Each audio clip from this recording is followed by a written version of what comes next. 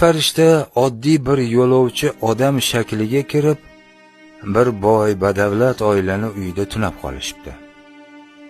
U oila mehmondo'st emas ekan va farishtalarni mehmonxonaga kirgizishni xohlamay ularga sovuq yerto'ladan joy berishibdi.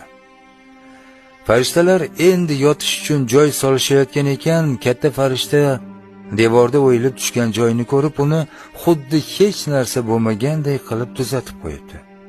"Nimaga unday qilding?" deb so'rabdi kichik farishta.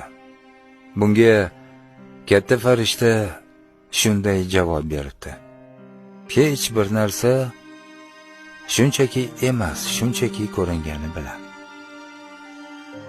Ertasi kuni ular tunab qolgani kambag'al, lekin mehmondo'st yigit va uning xotinini uyiga kelishibdi. Beri xotin uyida bor narsani farishtalar bilan baham ko'rishibdi va ularga o'z joylarini taklif qilishibdi. Qayerda ularga dam olish qulay bo'lsa, o'sha yerda dam olishlarini aytishibdi. O'zlari esa yerda yotishibdi. Ertalab farishtalar uyg'onib hovliga chiqishsa, er xotinni yig'lab o'tirganini ko'rishibdi. Ularning yakka-yagona sutini ichib bazo'r kun ko'rib yurgan sigirlari o'lib yotardi. "Nega sen bunday qilding?" so'rabdi kichik farishta katta farishtadan. "Birinchi erkakning hamma narsasi bor edi va sen unga yordam berding, devorini tuzatding.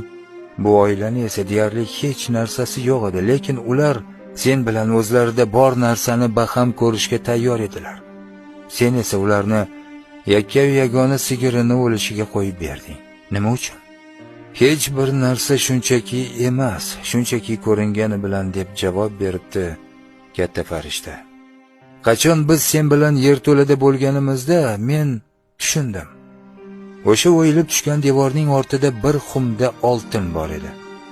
Uyning egasi esa xasis edi va hech kimga yaxshilik qilishni xohlamasdi. Agar o'sha oltinlarni u topganida bundan hech kimga foyda yo'q edi. Shuning uchun ham men u devorni tuzatib qo'ydim. Ertasi kuni biz kambag'alning uyida tunab qolganimizda bu uyga o'lim farishtasi keldi. Kambag'alni xotinini olib ketgani. Men unga sigirni berdim." Qissadan hissa shuki, hech bir narsa shunchaki emas, shunchaki ko'ringani bilan.